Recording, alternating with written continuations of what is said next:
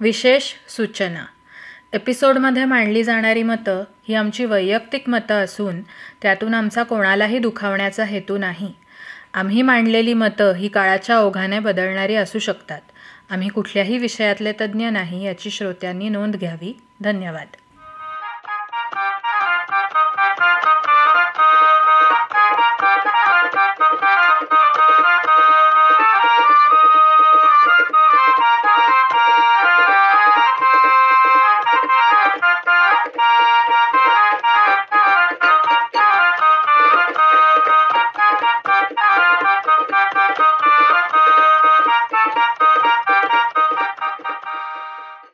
नमस्कार, मी मृण्मयी आणि मी संयुक्ता.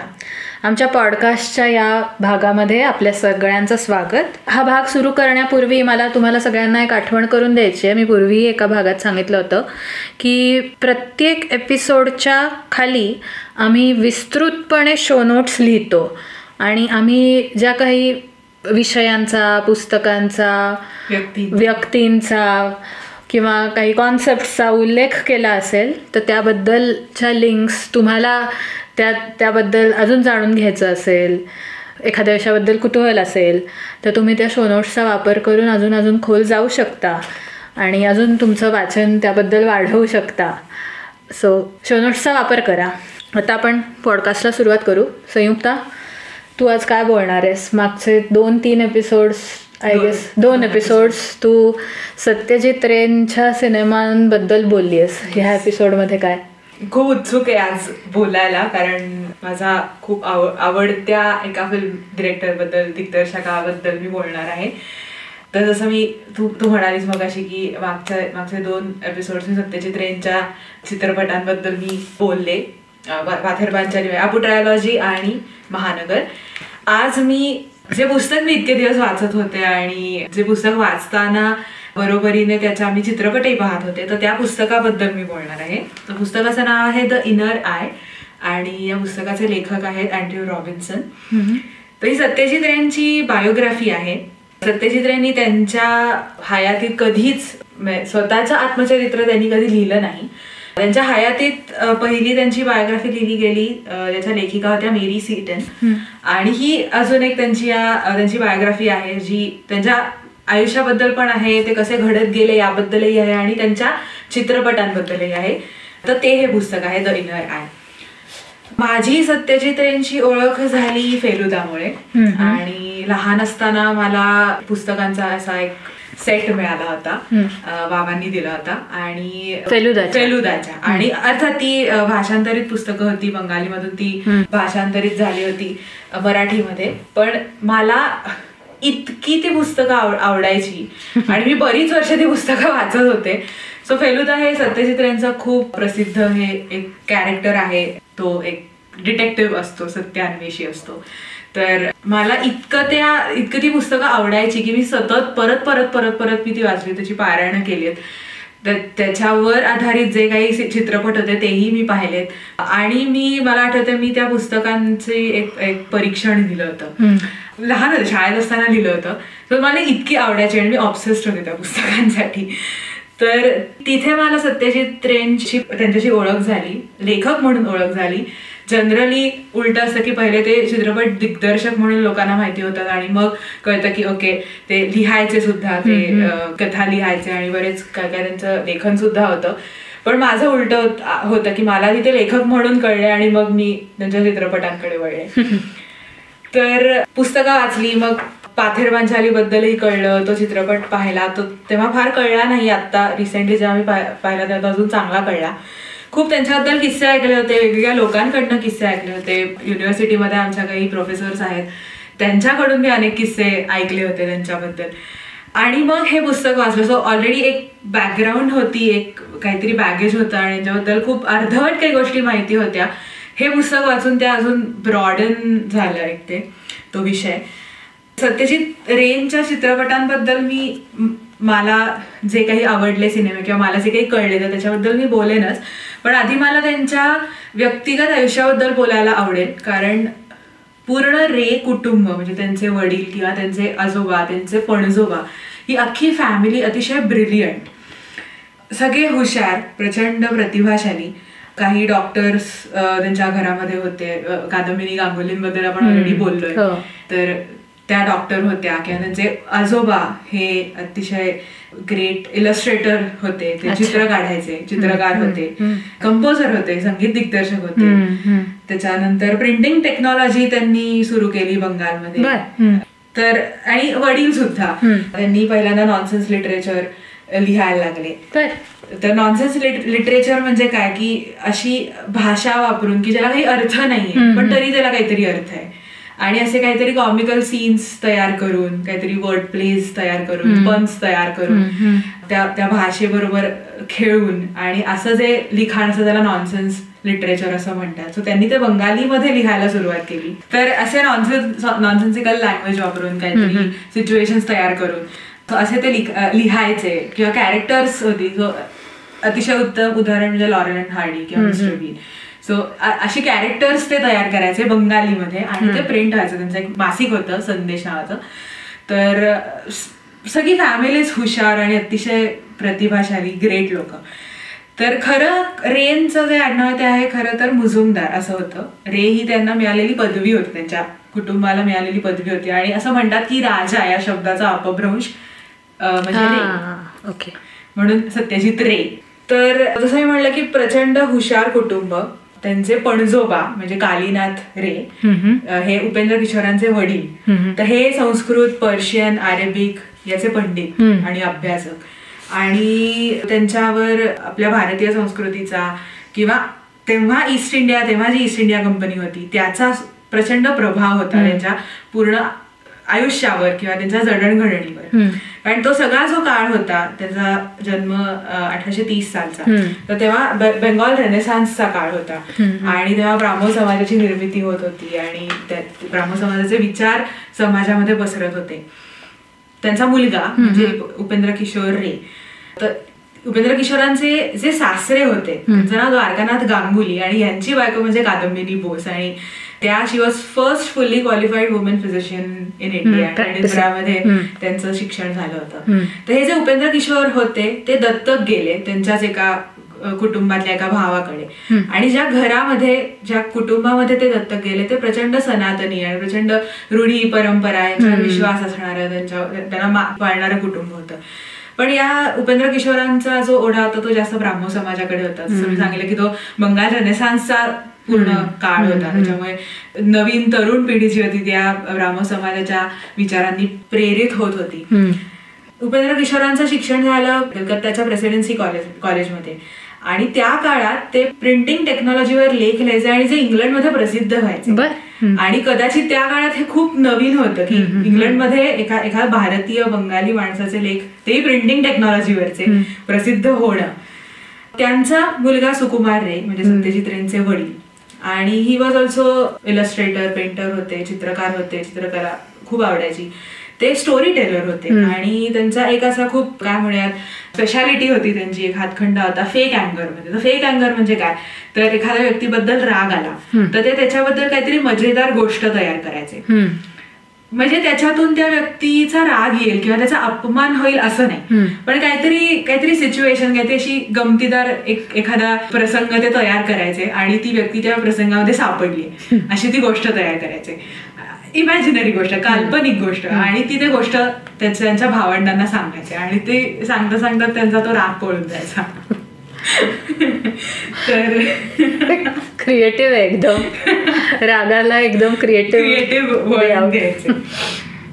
तर या फोक स्टोरीजचा म्हणजे आपल्याकडे ज्या इसापनीती आणि रामायण, महाभारत आणि या सगळ्या ज्या गोष्टी आपल्याकडे आपल्याला सांगितल्या जातात, तर ह्याचा वारसा सत्यजित रेंपर्यंत येत गेला त्यांच्या पणजोबांपासून, आजोबांपासून. तसाच चित्रकलेचा वारसा आला की त्यांचे पणजोबा, आजोबा, वडील हे सगळेच चित्रकार होते. आणि मी असं ऐकलंय की सत्यजित रे प्रत्येक त्यांच्या चित्रपटातला जो सीन असेल तर तो त्यांच्या स्केचिंग वहीमध्ये ते स्केच करायचे आणि मग तो तसा डिरेक्ट करायचा. त्यांचे वडील सुकुमार रे हे सुद्धा प्रेसिडेन्सी कॉलेजमध्ये कलकत्त्याला शिकले. ते फिजिक्स आणि केमिस्ट्री या 2 विषयांवर त्यांचे डबल ऑनर्स होते. आणि नंतर मग ते लंडनला गेले 1911 साली फोटोग्राफी आणि त्याच्या काही टेक्निक्स शिकण्यासाठी.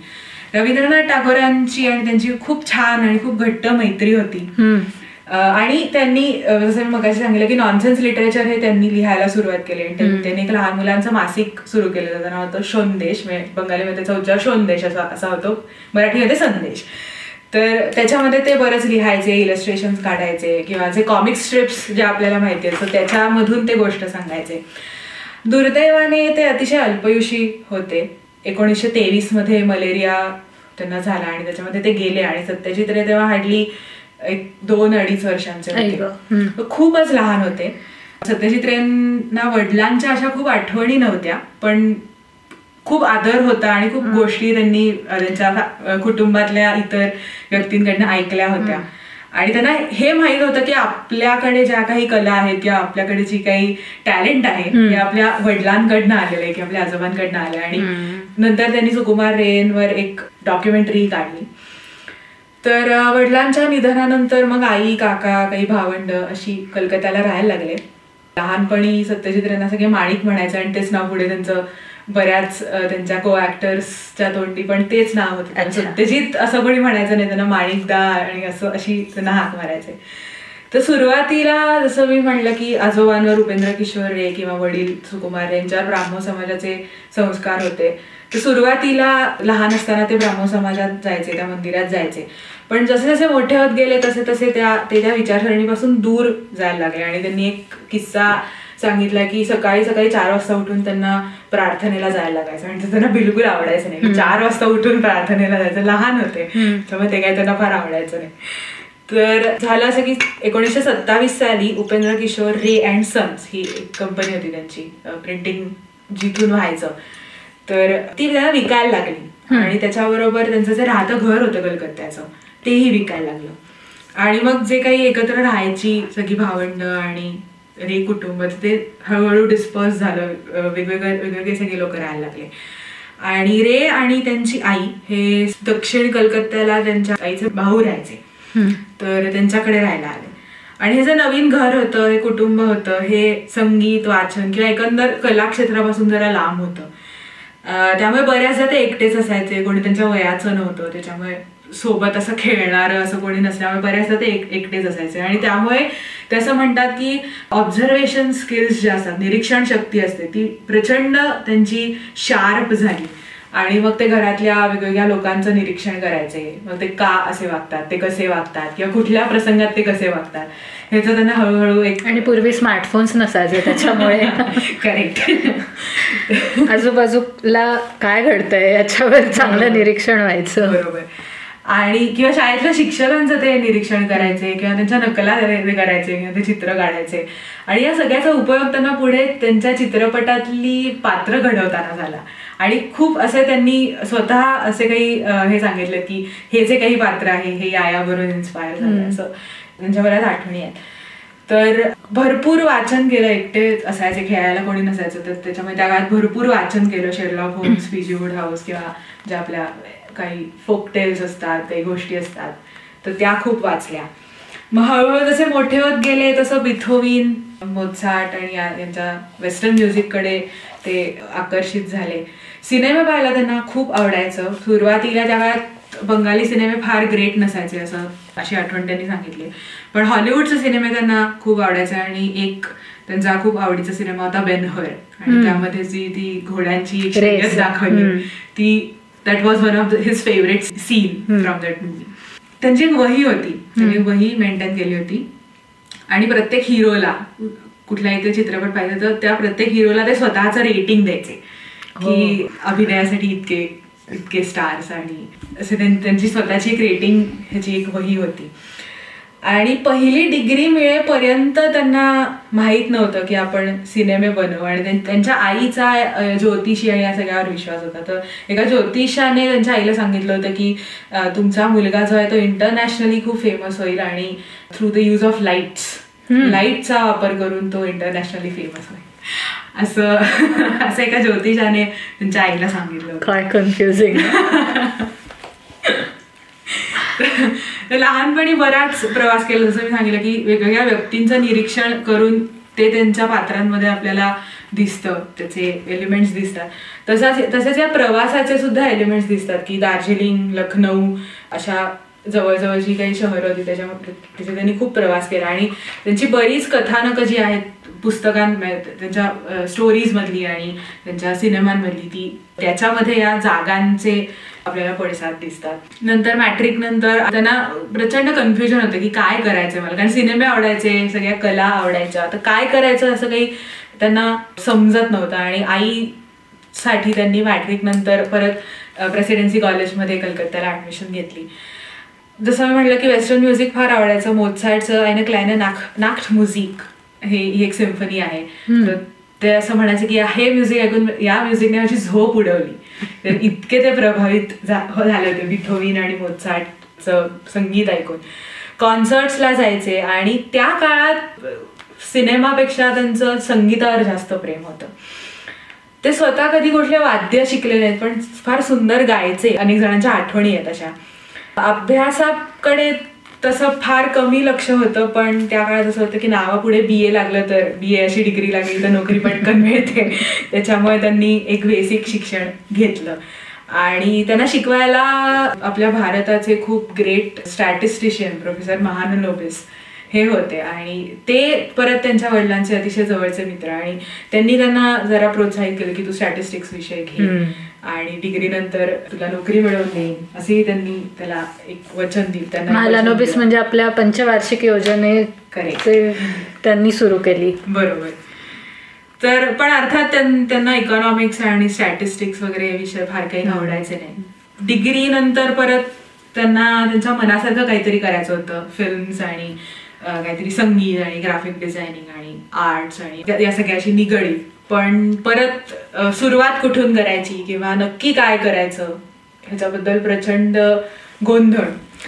तर परत आईसाठी शांतिनिकेतनला गेले. शांतिनिकेतनला ते साल होतं 1940.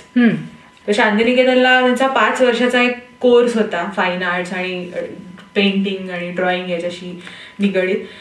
पण 2च वर्षात ते परत आले. तो काही कोर्स त्यांनी पूर्ण केला नाही. त्यांचं मन रमलं नाही. तर बरीच कारणं होती. त्यातलं एक मुख्य कारण होतं की टागोरांचं निधन झालं 1941 साली.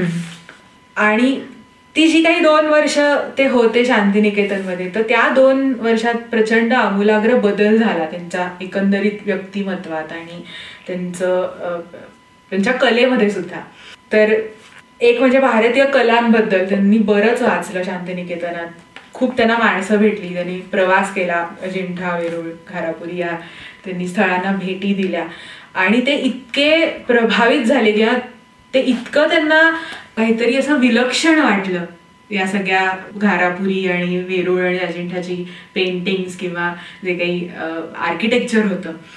त्याच्यानंतर भारतीय संगीत त्यांनी खूप ऐकलं शांतिनिकेतनात आणि वेस्टर्न म्युझिक बरोबर मग त्यांना भारतीय म्युझिकबद्दल सुद्धा इंडियन आपल्या शास्त्रीय संगीताबद्दल सुद्धा त्यांना खूप गोष्टी कळल्या. त्याच्याकडेही त्याचा ओढा वाढला. पण जसं मी म्हटलं की शांतिनिकेतनात 2 वर्ष ते राहिले पण फार मन रमलं नाही त्यांचं. 1941 साली टागोर गेले. तर तेव्हाची त्यांनी आठवण त्यांची एक अशी आहे की कलकत्त्याला होते रवींद्रनाथ टागोर. शांतिनिकेतनातून ते कलकत्त्याला आले होते आणि तिथेच त्यांचं निधन झालं आणि सत्यजित रे आणि त्यांचे काही मित्र दर्शन घेण्यासाठी कलकत्त्याला आले आणि अशी त्यांची आठवण आहे की काही जण त्यांच्या रवींद्रनाथांच्या दाढीतले केस घेऊन जात होते ॲज अ सोव्हेनियर म्हणून. इतकी श्रद्धा त्यांच्यावर. तर परत आले. तो 5 वर्षाचा कोर्स काही त्यांनी केला नाही आणि 1942 साली जेव्हा क्विट इंडिया मुवमेंट भारत छोडो आंदोलन सुरू झालं तर तेव्हा त्यांचे अनेक मित्र होते की ते त्या चळवळीमध्ये भाग घेत होते आणि पण त्यांना कधीच असं वाटलं नाही की आपण स्वातंत्र्य लढ्यात भाग घ्यावा. त्याच काळात ते परत कलकत्त्याला आले त्यांचं शिक्षण सोडून आणि 1943 साली त्यांनी पहिली नोकरी धरली आणि त्या कंपनीचं नाव होतं DJ केमेअर. तर एक ब्रिटिश ओन ॲडव्हर्टायझिंग एक एजन्सी होती आणि एक ज्युनियर व्हिज्युअलायझर म्हणून त्यांनी नोकरी तिथे धरली. 80 रुपये तेव्हा त्यांचा पगार होता. पहिला पगार 80 रुपये होता आणि मग पुढे हळूहळू बढती मिळत गेली त्यांना आर्ट डिरेक्टर म्हणून आणि 1943 साली लागले आणि 1956 पर्यंत त्यांनी ती नोकरी केली. मधल्या काळात मग त्यांनी ते लंडनला वगैरे जाऊन आले कामाच्या निमित्तानेच. जिम कॉर्बेटचं जे मॅनेडर्स ऑफ कुमाव हे जे पुस्तक आहे तर त्याची पहिली एडिशनचं जे काही कव्हर पेज होतं तर ते त्यांनी डिझाईन केलं होतं. मग मधल्या काळात नोकरी सुरू असताना फिल्मचा वेळ होतच किंवा फिल्म जसं मी म्हणलं की तो एक प्रभाव होताच लहानपणापासून. तर अड्डा होता त्यांचा. तर अड्डा ही जी काही संस्कृती आहे ही बंगालमध्ये खूप काय म्हणूयात खूप प्रसिद्ध अशी एक पद्धत आहे की जिथे सगळे मित्र येऊन गप्पा मारतात. तर त्यांचाही असा एक अड्डा होता आणि एकत्र गप्पा मारायचे, हसायचे, खेळायचे, गमती एकमेकांची री ओढायचे आणि वेगवेगळ्या विषयांवरच्या गप्पा असायच्या की अगदी पॉलिटिक्स पासून ते फिलॉसॉफी पर्यंत. आणि त्याच अड्ड्यांमधून कलकत्ता फिल्म सोसायटीची स्थापना झाली. तर पहिली जी फिल्म सोसायटी होती इंडियातली ती होती, त्याची स्थापना झाली होती मुंबईला 1942 साली. आणि दुसरी जी फिल्म सोसायटी होती भारतातली त्याची स्थापना झाली कलकत्त्याला, ती झाली 1947 साली. तर ते त्या फिल्म सोसायटीचे सदस्य होते आणि भरपूर सिनेमे त्यांनी त्या फिल्म सोसायटीमध्ये पाहिले. आणि त्यांची अशी सवय होती की ते अंधारात नोट्स काढायचे. आणि त्या नोट्स कशा असायच्या तर हायरोग्लिफिक नोट्स असायच्या, म्हणजे चित्रलिपीतल्या नोट्स असायच्या, कारण लिहिता यायचं नाही ना. सो त्या चित्रलिपीत ते त्या नोट्स काढायचे, सिम्बॉलिक नोट्स काढायचे. आणि त्यामध्ये त्यांनी हॉलिवूड, रशियन, बंगाली, ब्रिटिश खूप खूप सिनेमे पाहिले. आणि 1946 साली एक छंद म्हणून की एक लिहायची आवड होती आणि चित्रकलेची आवड होती आणि ती एक काय म्हणूयात त्यांच्या फॅमिलीतच त्यांच्या कुटुंबातच ती एक ते टॅलेंट होतंच लिहायचं. तर एक छंद म्हणून ते लिहायला लागले, एक स्क्रिप्ट लिहायला लागले. त्याच्यानंतर 1949 साली जॉन रेनोआरचा द रिव्हर, एक फ्रेंच सिनेमा आहे द रिव्हर, आणि त्याचं काल्पनिक गोष्ट आहे ती, तर त्याचं शूटिंग इंडियामध्ये होणार होतं. तर ती ब्रिटिश इंडियामध्ये घडलेली अशी एक काल्पनिक गोष्ट आहे. आणि तेव्हा जॉन रेनोआर आले होते भारतामध्ये, तर त्यांना ती कलकत्त्याजवळची जी काही लोकेशन्स होती ती शोधायला सत्यजित रेंनी मदत केली. आणि म्हणजे त्यांची फार जुळायची नाहीत मतं, पण तरी खूप शिकले ते त्या रेनोआरकडून इन जनरल सिनेमा आणि या सगळ्याबद्दल. मग 48 साली लग्न झालं आणि मग 50 साली ते लंडनला गेले ऑफिसच्या कामासाठी. मग लंडनमध्ये बरीच म्युझिकल्स, नाटकं आणि म्युझियम्स त्यांनी पाहिली. आणि मग जेव्हा ते परत येत होते लंडनहून तर तेव्हा त्यांनी ठरवलं की आता इट्स व्हेरी हाय टाइम. आणि तेव्हा त्यांच्या पहिल्या चित्रपटाची तिथे त्यांनी काय म्हणूयात ही डिसाइडेड की आता हा सिनेमा आपल्याला काढायचा. आणि पहिला त्यांचा सिनेमा होता पाथेर पांचाली. ओके. आणि ज्याच्याबद्दल मी ऑलरेडी आधी बोलली आहे. पाथेर पांचाली आणि महानगर या 2 सिनेमांबद्दल मी बोलले. त्यांनी कधीच बॉक्स ऑफिस साठी सिनेमे केले नाहीत सत्यजित रेंनी, कारण बरेच त्यांचे चित्रपट होते ते आपण एक आर्ट म्हणतो ना, एखादं पेंटिंग असेल, आर्ट असते ती, तर तसे सिनेमे होते ते. त्यांना गोष्ट आवडायची आणि मग ते त्याच्यावर सिनेमे करायचे. त्यांचा ध्येय कधीच असं नव्हतं की याच्यामधून मला खूप पैसे मिळतील. सो जेव्हा त्यांना एक स्टॅबिलिटी आली त्या चित्रपटाच्या क्षेत्रामध्ये, चित्रपट दिग्दर्शनाच्या क्षेत्रामध्ये, तेव्हा मग त्यांनी हळूहळू त्यांची नोकरी सोडून दिली जी होती. हे रेन बद्दल झालं. त्यांचे सिनेमे मला जे काही कळले, जेवढे कळले त्याच्याबद्दल मी आता थोडंसं बोलते. जसं मी आधी सांगितलं की रेनच्या आयुष्यातले अनेक प्रसंग किंवा अनेक माणसं त्यांच्या सिनेमांमध्ये उतरतात.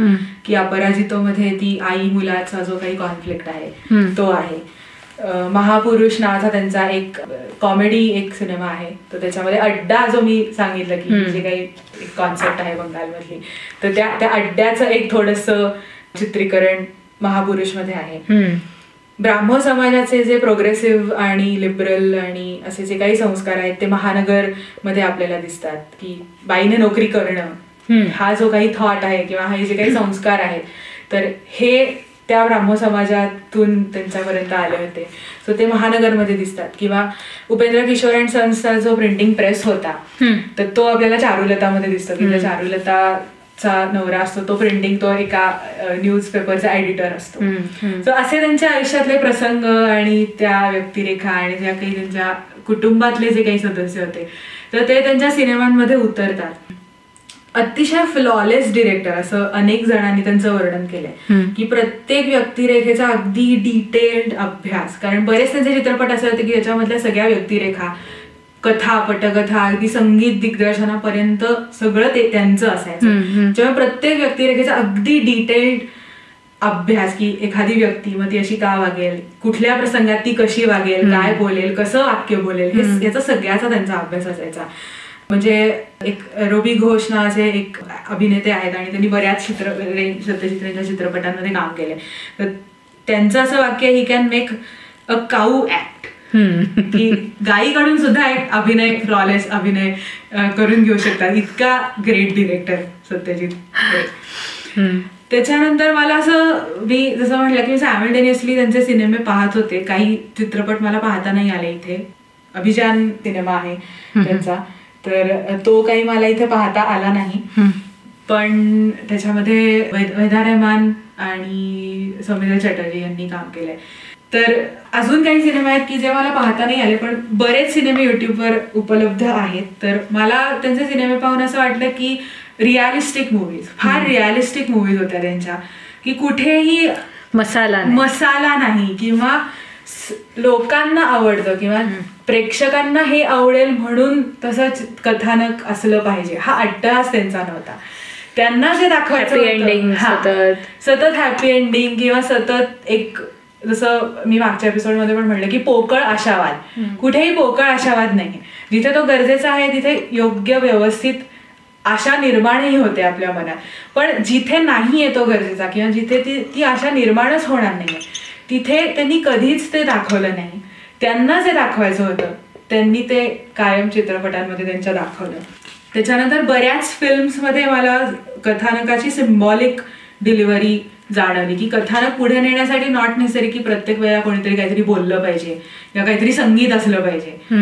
कारण त्यांचं असं मत होतं की संगीताने खूप आर्टिफिशियल इमोशन्स तयार होऊ शकतात. ते मुव्हमेंट दाखवायचे त्या पात्राची. तर ह्याचं उत्तम उदाहरण आहे चारुलताचं. तर चारुलताचा सुरुवातीचा एक 10-15 मिनिटाचा असा एक भाग आहे की ती एकटी आहे आणि तिला प्रचंड कंटाळा आलाय. चारुलताचं इंग्लिश हे द लोनली वाईफ असंच त्याचं इंग्लिश मधलं नाव आहे. तर ती एकटी आहे, प्रचंड मोठं घर, नवऱ्याचं खूप प्रेम आहे, पण तरी नवऱ्याला वेळ देता येत नाही तिला, आणि तिला कंटाळा आलाय आणि दुपारची वेळ आहे आणि ती घरभर फिरतीये आणि रस्त्यावरून येणारी जाणारी माणसं आणि तिची आयकॉनिक दुर्बीण, जर का तुम्ही तिचा पोस्टर पाहिला असेल तर ती आयकॉनिक दुर्बीण, आणि त्या दुर्बिणीतून ती सगळ्यांना पाहतीये. तर पूर्ण त्या सीनमध्ये कोणीही काही बोलत नाहीये, बॅकग्राऊंडला म्युझिक नाहीये, पण तरी काहीतरी घडतंय. त्या इमोशन्स डिलिव्हर होत आहे की तिच्या त्या चालण्यामधून, तिच्या त्या चालण्याच्या पद्धतीमधून, की ती खूप फास्ट चालत नाहीये, रेंगाळणे, एक्झॅक्टली ती रेंगाळतीये. ती प्रत्येक त्या मुव्हमेंटमध्ये इतर लोकांच्या ती रेंगाळतीये, आणि मग काहीच घडत नाही आणि मग एकदम त्याचे रिकामपण आहे ते परत तिला एकदम भेटायला येते, की काहीतरी घडतंय त्याच्यामध्ये, ती मन रमवते आणि अचानक ते जे काही घडणं आहे ते थांबतं आणि अचानक तिला जाणवतं की अरे आपण परत एकटेच. सो हे जे काही सिम्बॉलिझम त्यांच्या सिनेमांमधून असतं, तर यासाठी उत्तम कॅमेरा वर्क लागतं आणि ते त्यांच्याकडे होतं, की करेक्ट सीनला झूम इन झूम आउट, किंवा तो उगाच कॅमेरा फिरत नाहीये किंवा उगाच काय म्हणतात एका पात्रावर तो स्थिर नाहीये. जिथे गरज आहे तिथे बरोबर तो फिरतो, जिथे गरज आहे तिथे तो स्थिर राहतो त्याचा कॅमेरा. जसं मी म्हटलं की प्रत्येक डिपार्टमेंटमध्ये त्यांचा सहभाग असायचा, की डिझायनिंगमध्ये, एडिटिंगमध्ये, कॅमेरामध्ये, म्युझिकमध्ये. काही वेळापूर्वी सांगितलं की ते कधी स्वतः वाद्य कुठलं शिकले नव्हते, पण ते स्वतः उत्तम गायचे आणि सुरुवातीला अनेक मोठ्या लोकांबरोबर त्यांनी कामही केलं, पंडित रविशंकर, विलायत खान, अली अकबर खान.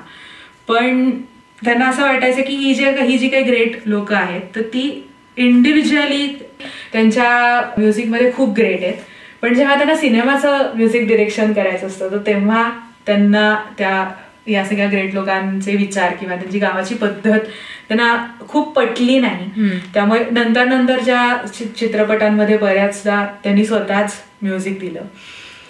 कारण ही जी काही सगळी मंडळी होती की हे एकदम प्युअर शास्त्रीय, भारतीय शास्त्रीय संगीत, आणि त्यांच्यावर वेस्टर्न म्युझिकचा म्हणजे सत्यजित रेंवर वेस्टर्न म्युझिकचा सुद्धा तेवढाच प्रभाव होता आणि त्यांना ते दोन्हीचं जे मिक्सचर आहे ते कायम दाखवायचं असायचं. कारण त्यांचं असं म्हणणं होतं की एखादी साधी दिसणारी व्यक्ती ही काहीतरी असामान्य व्यक्ती असू शकते. म्हणजे त्यांच्या दिसण्यावरून जसं आपण त्यांना जज नाही करू शकत तसंच म्हणजे हा जो काही मेळ आहे की दिसणं वेगळं आणि त्याचे विचार वेगळे. तर हे म्युझिकली रिफ्लेक्ट करायचं असेल तर जेव्हा सतार आणि ट्रॉम्पेट हे तुम्ही एकत्र ब्लेंड करता तर हा जो काही तो एक ब्लेंडिंग असतं तर हे म्युझिकल त्याचं रिफ्लेक्शन आहे की तुम्ही दाखवू शकता हे वेस्टर्न म्युझिक आणि भारतीय शास्त्रीय संगीत एकत्र येऊ शकतं आणि त्यांच्या अनेक सिनेमांमध्ये ते येतही. मला जसं मी आधी म्हणलं की सत्यजित रेंचे सिनेमे असे एखाद्या आर्ट पीस सारखे वाटतात की ते वेगळे असतात. तुम्ही त्यांना सामान्य जे काही आपल्या फुटपट्ट्या असतात मोजायच्या त्याच्यामधून तुम्ही मोजू नाही शकत त्यांच्या सिनेमांना की तुम्हाला वेगळ्या प्रकारचा विचार तुम्हाला आउट ऑफ द बॉक्स विचार करायला लागतो सत्यजित रेंचे सिनेमे बघायला. तर मी काही फिल्म्स आता रेकमेंड करते ज्या मला प्रचंड आवडल्या. मुळात चित्रपट हे माध्यम मला असं वाटतं की तुम्हाला ह्युमन सायकोलॉजीचा एक खूप मोठा स्पेक्ट्रम तुमच्या समोर असतो की एखादी व्यक्ती किंवा किती व्हॅरिड प्रकारच्या किती विविध प्रकारच्या व्यक्ती असू शकतात आणि त्यांची सायकोलॉजी असू शकते याची शक्यता मला चित्रपटांमध्ये वाटते की ते सगळं दाखवणं. तर काही मी रेकमेंड करते. पहिलं म्हणजे अपूर ट्रायोलॉजी, पाथेर पांचाली, अपराजितो आणि अपूर संसार हे 3 चित्रपट. त्याच्यानंतर देवी नावाचा त्यांचा सिनेमा आहे, अतिशय उत्कृष्ट सिनेमा आहे. त्याच्यानंतर महापुरुष कापुरुष नावाचे एक जोड सिनेमे आहेत ते मला प्रचंड आवडले. त्यातला महापुरुष मला जास्त आवडला, थोडासा कॉमेडी सिनेमा आहे. त्याच्यानंतर जलसाघर, 3 कन्या, रवींद्रनाथांच्या 3 गोष्टी आहेत आणि त्याच्यावर 3 कन्या हा सिनेमा आहे. त्यातली एक जी गोष्ट आहे त्याच्यावर हिंदी सिनेमा नंतर आला होता समाप्ती. एक्झॅक्टली समाप्ती हा 3रा जो सिनेमा आहे त्याच्यावर उपहार नावाचा चित्रपट नंतर आला होता, जया भादुरीने त्याच्यामध्ये काम केलं होतं. तर त्यात तो हा 3 कन्या. त्याच्यानंतर कांचनजुंगा नावाचा त्यांचा चित्रपट आहे, महानगर ज्याच्याबद्दल मी ऑलरेडी बोलले, चारुलता, नायक, उत्तम कुमार हा त्या काळाचा खूप आवडता सगळ्यांचा नायक होता तर त्याने या चित्रपटात काम केले, नायक. त्याच्यानंतर अरण्य दिनरात्री हा अतिशय छान सिनेमा आहे. प्रतिद्वंदी नावाचा त्यांचा चित्रपट की कलकत्ता ट्रायोलॉजी मधला हा पहिला चित्रपट आहे की खूप अस्थिर जेव्हा वातावरण होतं कलकत्तामधलं तर तेव्हा एका तरुण बेरोजगार तरुणाच्या मनात काय इमोशन्स येऊ शकतात आणि तो काय विचार करू शकतो तो हा प्रतिद्वंदी. शोनार केला, फेलुदा मधला हा पहिला सिनेमा सत्यजित रेंच्या त्यांनी त्यांच्याच कॅरेक्टरवर पुढे चित्रपट तयार केला. त्याच्यानंतर फेलुदावरचाच दुसरा सिनेमा त्यांचा जय बाबा फेलुनाथ, तो बनारसमध्ये घडतो, तोही खूप छान सिनेमा आहे, खूप भारी सिनेमा आहे. त्याच्यानंतर 2 हिंदी चित्रपट त्यांनी केले. पहिला म्हणजे शतरंज के खिलाडी, अनेकांनी पाहिला असेल, पण दुसरा मी अगदी रेकमेंड करेन सद्गती. आपल्या ज्या काही काय म्हणूयात एक आपले भ्रम असतात, काही आपले आयडिओलॉजीज असतात त्या गळून पडतात हा चित्रपट पाहिल्यावर, तर हा नक्की बघा. त्याच्यानंतर 2 त्यांच्या शॉर्ट फिल्म्स आहेत, पिकू आणि टू नावाची. टू तर अगदी म्हणजे 2-2.5 मिनिटाची शॉर्ट फिल्म आहे, पिकू थोडीशी 15-20 मिनिटाची आहे. या 2 शॉर्ट फिल्म्स नक्की पहा. त्याच्यानंतर घरे बाहेरे, रवींद्रनाथ टागोरांच्या कथेवर आधारलेला चित्रपट आहे. आणि सगळ्यात शेवटचा म्हणजे आगंतुक, हा शेवटचा चित्रपट 1991 साली आलेला आगंतुक, हा मी आत्ता रिसेंटली पाहिलाय. आगंतुक तर नक्की पहा. उत्पल दत्तने त्यांनी खूप छान काम केलंय. आगंतुकचा अर्थ होता स्ट्रेंजर. एक स्ट्रेंजर येऊन तुमच्या आयुष्यात काय, त्या कुटुंबाच्या आयुष्यात काय अचानक बदल घडून आणतो, अशी ती एक छान गोष्ट आहे. तर हे मी रेकमेंड केलेले सिनेमे आहेत. सगळ्या चित्रपटांची लिंक्स आणि नावं तुम्हाला शो नोट्समध्ये सापडतीलच. शेवट मी असा करेन की सत्यजित रेंचे आता मी इतके सिनेमे पाहिले किंवा पुस्तक हे पूर्ण वाचलं तर मला असं वाटलं की सत्यजित रेंचे जे सिनेमे आहेत ते सापासून सुरुवात होतात आणि ते पासून हळूहळू वर जात ते निषादापर्यंत येऊन थांबतात. ते वरच्या साला जात नाही, त्या नीवर ते रेंगाळतात आणि त्या रेंगाळण्यातून खूप शक्यता तयार होतात. आणि मग त्या शक्यता प्रत्येकासाठी वेगवेगळ्या असतात की तुम्ही त्याचं इंटरप्रिटेशन प्रत्येक व्यक्तीचं बदल कसं कराल ते प्रत्येकाप्रमाणे ते तुम्ही ठरवायचं की त्याचं तुम्हाला इंटरप्रिटेशन कसं करायचंय. त्यामुळे त्या नीवर त्या रेंगाळतात, ओपन एंडेड, त्या ओपन एंडेड आहेत. मला सत्यजित रे हे असे भेटले गेल्या काही महिन्यात. तू कशाबद्दल बोलणार आहेस? आत्ता तू जे सत्यजित रेंबद्दल सांगितलंस, मला असं फार वाटलं की हा माणूस डुअर होता, तो थिंकर नव्हता फक्त. खरे, तो ॲक्शन घ्यायचा. म्हणजे आपण असं म्हणतो, बरेच जण आपण फक्त म्हणतच राहतो की मला ना चित्र काढायला शिकायचं, मला ना रोज मला चित्र काढायला आवडतं, तर निदान मला आठवड्याला एक चित्र काढायचं आहे, मला एखादं वाद्य शिकायचं आहे, मला गाणं म्हणायला शिकायचं आहे, मला नवी भाषा शिकायची आहे, मला पुस्तक लिहायचं आहे. नुसतं म्हणत राहतो आणि आपलं अख्खं आयुष्य जातं त्यात. पण ह्या माणसानी नोकरी केली, पण त्याला कळलं की नाही आता आपल्याला उडी घ्यायची आहे. तर तसा एक डुअर माणूस हारुकी मुराकामी, जॅपनीज लेखक हा. आणि बऱ्याच जणांना, तुमच्यापैकी बऱ्याच जणांना माहिती असेल, बऱ्याच लोकांनी त्याची पुस्तकं पण वाचली असतील. तो जॅपनीजमध्ये लिहितो आणि त्याची सगळी पुस्तकं जी आहेत इंग्लिशमधली ती ट्रान्सलेटेड आहेत. पण त्याची भाषा इतकी सरळ, सोपी, सुंदर आहे. म्हणजे आता हे जॅपनीज टू इंग्लिश ट्रान्सलेशन म्हणजे हा जॅपनीज भाषेचा हे आहे, वैशिष्ट्य आहे की ते तुम्ही फार फ्लॉवरी न लिहिता अत्यंत साधं, की आणि साधं लिहिणं अवघड असतं, सोपं लिहिणं अवघड असतं. तर असा लिहिणारा हा लेखक. तर ह्याच्या कुठल्या मी पुस्तकाबद्दल नाही बोलणार आहे आज, मी ह्याच्या एका लेखाबद्दल बोलणार आहे. द न्यूयॉर्कर नावाचं नियतकालिक आहे, अमेरिकन नियतकालिक. त्यात त्यांनी पर्सनल हिस्ट्री ह्या सेक्शनमध्ये अबेंडनिंग अ कॅट नावाचा लेख लिहिला आहे. 2019 साली बहुधा लिहिला आहे तो. आणि तो ट्रान्सलेट केला आहे फिलिप गॅब्रियल नावाच्या माणसाने, इंग्लिशमध्ये ट्रान्सलेट केला आहे. थोडंसं मी मुराकामीबद्दल सांगते की मुराकामीचा जन्म झाला जानेवारी 1949 म्हणजे आता तो आहे ऑलमोस्ट 75 वर्षाचा. आणि मी का म्हणलं की तो डुअर आहे, तर ह्या माणसाला पण खूप साहित्याची आवड, लहानपणापासून खूप वाचन केलेलं, संगीताची आवड, खूप ऐकलेलं. तो आधी बार चालवायचा, कॉफी हाऊस आणि जॅझ बार चालवायचे ते त्यांच्या बायकोबरोबर 1974 to 1981. आणि वयाच्या 33व्या वर्षी त्यांनी ठरवलं की आता मला पूर्णवेळ लेखक व्हायचं आहे. आणि त्यांनी जॅझ बार बंद केला आणि लेखन करायला लागले पूर्ण वेळ. वयाच्या 29व्या वर्षीपासून ते लिहायला लागले होते. त्यांचे एखाद दुसरं पुस्तक प्रकाशित झालं होतं. पण 33व्या वर्षी जेव्हा आधी फार अगदी असं काही तुम्हाला सक्सेस मिळाला आहे लेखनात असं नव्हतं, पण तेव्हा त्यांनी ठरवलं की आता मला ह्याच्यातच उडी टाकायची आहे. आणि मी जे तुला म्हणलं की डुअर, आणि 1981 आणि 1949 मधला जन्म म्हणजे असंच 31-32व्या वर्षी असावं. आणि आता मग फुल टाईम लेखन सुरू केलं ना, मग आता आपले हालचाल कमी होईल. मग त्यांनी वयाच्या 33व्या वर्षी रोज धावायला सुरुवात केली.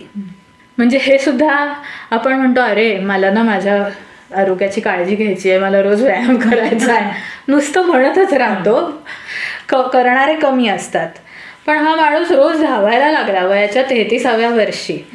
आणि दिवसभर लेखक म्हणून आपल्या मेजापाशी बसणार आणि मग हालचाल कमी होणार. तर मग असं नको व्हायला. त्याच्यामुळे 1996 मध्ये हा माणूस 100 किलोमीटरची अल्ट्रा मॅरेथॉन धावला. तर असा हा ॲक्शन टेकर. मी त्याची फार पुस्तकं वाचली नाही आहेत, मी फार फिक्शन वाचत नाही.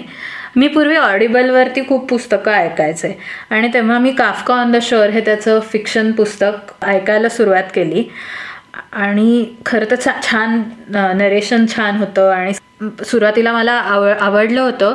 पण जसं जसं मी पुढे जात गेले तसं त्या कथेत बऱ्यापैकी गुंतागुंतीची कथा आहे ती. म्हणजे मला जेवढं आठवतं आहे की 3 वेगवेगळ्या टाईमलाईन्समध्ये 3 वेगवेगळ्या माणसांची कथा घडत जाते आणि ती कुठेतरी एका पॉइंटला ती एकत्र येते, असं काहीतरी आहे. मला खूप नीट आठवत नाही आहे, पण मला खूप ते गोंधळ व्हायला लागला म्हणून मी ते बंद केलं. पण मी अजून एक पुस्तक त्यांचं ऑडिबलवरच ऐकलं होतं, what I talk about when I talk about running. आणि ते असं मेमोआर सारखं आहे. आणि मी जसं म्हटलं की ते धावायला लागले वयाच्या 33व्या वर्षापासून, तर हे त्यांच्या धावण्याबद्दलच्याच सगळ्या अनुभवांवर आहे. तर आता ही आपण पुस्तकं बाजूला ठेवू आणि आता आपण लेखाकडे येऊया. तर हा खूप मोठा, न्यूयॉर्करमधले सगळेच लेख असे मोठ्या ह्याच्यात पण उत्तम असतात. म्हणजे मी सगळ्यांना रेकमेंड करेन की ज्यांना चांगलं वाचायची इच्छा आहे त्यांनी न्यूयॉर्कर रेग्युलरली वाचा. चांगलं इंग्रजी वाचायची ज्यांना इच्छा आहे त्यांनी, म्हणजे अगदी तुम्हाला पुस्तकं वाचायला जमत नसेल तर हे लेख वाचा, तरी सुद्धा तुम्हाला खूप काही मिळेल. तर हा मांजराबद्दल नाही आहे लेख. जरी मुराकामीच्या बऱ्याच पुस्तकांमध्ये मांजरांचा सतत उल्लेख येत असला तरी अबॅन्डनिंग अ कॅट हा लेख हा त्यांच्या वडिलांबद्दल आहे. आणि त्यांच्या वडिलांशी कसं नातं होतं, त्यांच्या वडिलांबद्दलच्या आठवणी, ह्या सगळ्याबद्दल आहे. तर मुराकामीचे आई आणि वडील हे दोघंही शिक्षक होते, जॅपनीज भाषेचे शिक्षक होते. आणि त्यांनी आजोबांचं पासून ॲक्च्युली सुरू केलं. आजोबा हे बौद्ध धर्माचे पुजारी होते आणि फार शेवटपर्यंत खूप चांगली त्यांची प्रकृती, एकदम हेल अँड हार्टी. पण दुर्दैव असं की रेल्वे क्रॉसिंग करताना त्यांचा मृत्यू झाला. आणि म्हणजे त्या दिवशी एक टायफून आलं होतं आणि थोडंसं त्यांना कानाने ते अधू होते, त्याच्यामुळे ते रेल्वे आलेली त्यांना कळली नाही. काहीतरी छत्री घेऊन गेले होते आणि ते छत्रीमध्ये आली. तर हे असे आजोबा. आणि वडिलांचा जन्म 1917चा ताईशो डेमोक्रेसी नावाचा पिरियड होता. क्योटोमधला जन्म होता वडिलांचा. आणि हा जो पूर्ण काळ आहे जपानमधला तो अत्यंत अस्थिर काळ आहे. त्याच्यामुळे यांनी खूप ट्रॅजेडीज पाहिलेल्या. म्हणजे फक्त शिक्षक होते एवढंच त्यांचं परिचय फारच तोकडा परिचय आहे. सेकंड सिनो जॅपनीज वॉर मध्ये चिनी जपानी जे युद्ध झालं त्यामध्ये ते होते, त्यांना ड्राफ्ट केलं गेलं.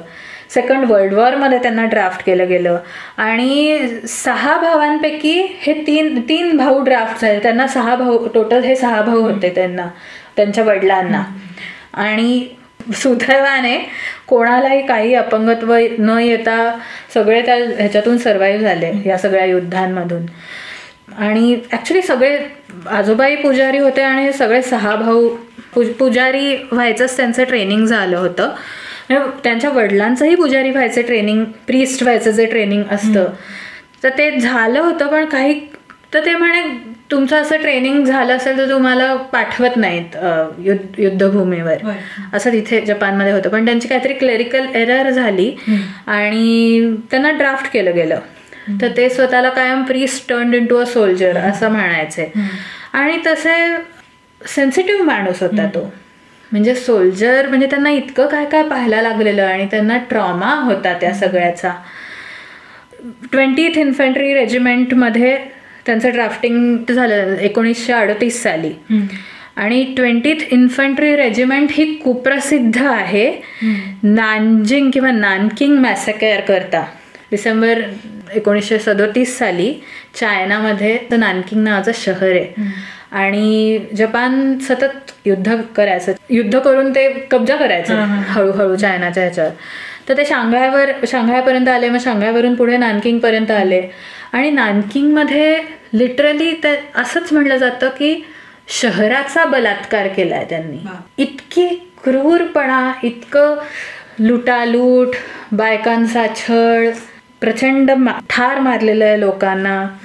आणि ह्याबद्दल जर तुम्हाला जास्त जाणून घ्यायचं असेल तर माझा अजून एक आवडीचा पॉडकास्ट आहे, डॅन कार्लिंगचा हार्डकोअर हिस्ट्री नावाचा पॉडकास्ट आहे. आणि हा माणूस फ्रीली बोलत असतो, एक विषय घेतो.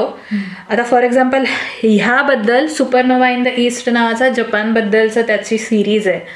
आणि एका सिरीजमध्ये असे 6 एपिसोड असतात आणि एक एपिसोड असतो 5-5, 6-6 तासांचा.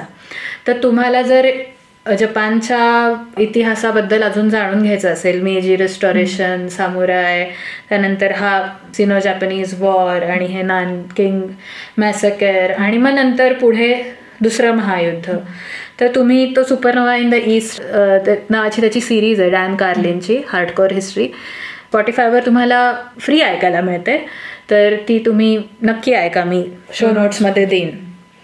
तर जेव्हा हारुकी मुराकामींना कळलं की 1937 डिसेंबरमध्ये हे नानकिंग झालं आणि 1938मध्ये वडिलांचं ड्राफ्टिंग त्या रेजिमेंटला आलं, तेव्हा लिटरली त्यांना हायसं वाटलं होतं की त्यात वडील नव्हते, इतकं भयानक होतं ते नानकिंग मॅसेकर जे म्हणलं जातं ते.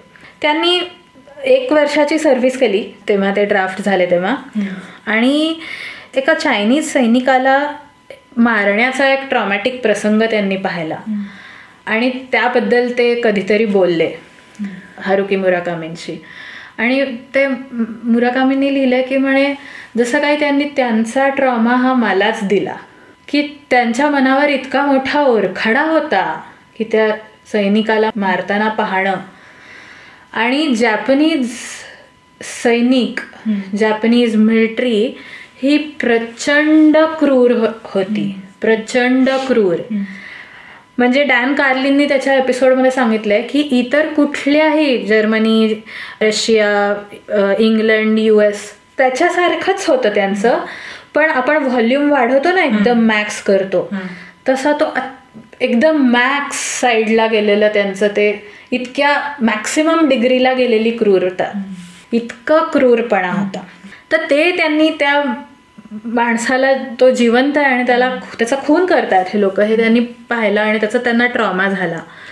मग ते परत आले, ते हायकू लिहायचे, त्यांना साहित्याची आवड होती आणि त्यांच्याकडून ते कदाचित हारुकी मुराकामींकडे आलं असावं आणि त्यांना कायम उत्तम गुण मिळायचे. आणि हे असे ते 3दा त्यांचं ड्राफ्टिंग झालं होतं, हे एक सिनो जॅपनीज वॉरमध्ये आणि नंतर आय थिंक 2दा सेकंड वर्ल्ड वॉरमध्ये त्यांच्या वडिलांचं ड्राफ्टिंग झालं होतं. आणि अशा लहानपणीच्या बऱ्याच आठवणी आहेत. एक त्यांनी आठवण सांगितली की त्यांच्याकडे एक मांजर होती आणि पूर्वी म्हणे आमच्याकडे खूप मांजरी असायच्या, तर आम्हाला तिला सोडून द्यायचं होतं, तर आम्ही तिला घेतलं म्हणे सायकलवरती, मी माझ्या वडिलांच्या मागे बसलो, आम्ही तिला एका ठिकाणी सोडून परत आलो, तर ही म्हणे घरी आमच्याच आधी आलेली. आणि म्हणे माझ्या वडिलांच्या डोळ्यामध्ये मी एक चला आली ही असा एक काय म्हणतो रिलीज्ड. तर म्हणे ह्यांनाच सोडून द्यायचं होतं, ह्यांनीच सोडून दिलं, पण जेव्हा तिला परत पाहिलं तेव्हा एक सुटकेचा निश्वास टाकल्यासारखं. तर त्यांना जो ट्रॉमा झालेला, त्यांना काही काळ विद्यार्थी दशेत असताना लांब राहायला लागलं आणि त्यांना ते वातावरण सूट झालं नाही. 6 भाऊ होते ते, तर ते म्हणले की कदाचित त्यांना ते त्या काळात लांब राहणं सूट झालं नाही, त्यानंतर त्यांना ड्राफ्ट केलं गेलं ते काही सूट झालं नाही, त्यांना त्याचा सगळ्याचा ट्रॉमा झाला. आणि त्यानंतर ते परत जेव्हा घरी आले तर कदाचित त्यांना ते तसं काहीतरी वाटलं असावं किंवा तेव्हा त्यांना त्याची आठवण झाली असावी. कदाचित ह्या सगळ्यातून जाऊन ते जिवंत राहिले, पण त्यांच्या बरोबरीचे जे कोणी मिलिटरीमध्ये, आर्मीमध्ये होते त्यांचा कदाचित मृत्यू झालेला असावा.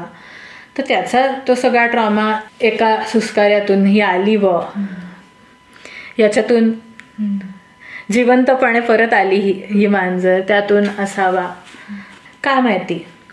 पुढे जाऊन त्यांचं नातं बरंच कॉम्प्लिकेटेड झालं वडील आणि मुलाचं, कारण वडिलांना फार एक्सपेक्टेशन्स होती हारुकीकडून की त्यांनी शिकून चांगले मार्क मिळवावे आणि त्याचा अत्यंत शांत काळामध्ये जन्म झालेला आहे, तर त्याचा त्यांनी जास्तीत जास्त फायदा घ्यावा, खूप शिकावं. आणि पण हारुकी मुराकामींना ते काही मान्यच नव्हतं. त्यांना साहित्याची आवड होती, पण त्यांना शाळेमध्ये बिलकुल मन रमायचं नाही आणि त्यांना ह्या सगळ्यामध्ये अजिबातच कन्व्हेन्शनल एज्युकेशनमध्ये रस अजिबात नव्हता. त्याच्यामुळे त्यांनी वडिलांना निराश केलं असं त्यांना अजूनही वाटतं. आणि म्हणे पूर्ण वेळ लेखक झाल्यावर तर म्हणे अजूनच आमच्यात दुरावा आला. म्हणे आम्ही 20हून अधिक वर्ष एकमेकांचं तोंडही पाहिलं नाही. आणि ते म्हणले की कदाचित थोडंसं मी माझ्या स्वभावामध्ये बदल केला असता, किंवा थोडंसं मला ज्या प्रकारे हँडल करायचं होतं त्यापेक्षा थोडं किंचित वेगळं केलं असतं तर कदाचित आम्ही परत एकत्र आलो असतो. पण ते नाही झालं. आणि त्यांचा एक खूप छान कोट आहे त्या ह्याच्यात. Quote, all we can do is breathe the air of the period we live in, carry with us the special burdens of the time and grow up within those कन्फाईन्स.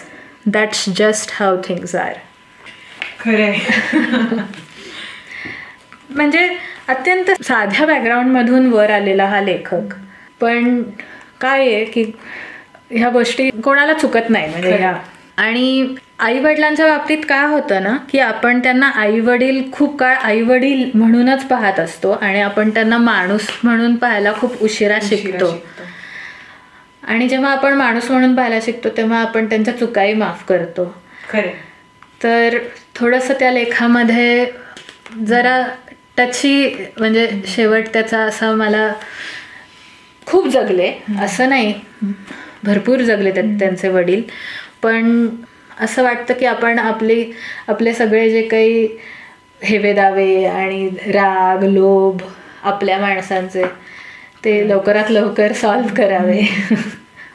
आणि शेवटी काय माणसाच्या नात्यांमध्ये कॉम्प्लिकेशन्स असतातच. मी ह्या लेखाची लिंक पण show नोट्समध्ये टाकेन. हा लेख सगळ्यांनाच वाचता येईल, पुस्तकासारखं नाही आहे. येस. सगळ्या सिनेमांचे डॉक्युमेंटरीजची नावं आणि शक्य असतील तर लिंक्स आणि लेखाची लिंक सुद्धा तुम्हाला शो नोट्समध्ये सापडेल. तर नक्की शो नोट्स तुम्ही बघा आणि अजून खोल जायचा प्रयत्न करा. तुम्हाला अजून काही सापडलं तर आम्हाला पाठवा. येस. ईमेल ॲड्रेस दिला आहे. आणि आजच्या भागाचा शेवट कुसुमाग्रजांची कविता आहे, त्यांनी करूया. अजूनही नावाची कविता आहे. निळ्या जांभळ्या नदीला आंबे वनाची सावली, भेट पहिली वहिली अकल्पित. भेट दूरस्थपणाची, गर्भ रेशमी क्षणाची, सौदामिनीच्या बाणांची देव घेव. गुलबक्षीच्या फुलांनी गजबजले कुंपण, वेचू लागला श्रावण मोर पिसे. ओल्या आभाळाच्या खाली इंद्र चापांचे तुकडे, तुझा करपाश पडे जीवनास. कधी रेताडीचे रस्ते, कधी मोहरली बाग, कधी प्रासादास आग कर्पुराच्या. सप्तसुरातनी गेले माझ्या जीवनाचे गीत, तुझ्या सारंगीची तात साथ झाली. बर्फ वाट शिशिराची आता पुढली या देशी, तुझ्या मिठीची आसोशी अजूनही.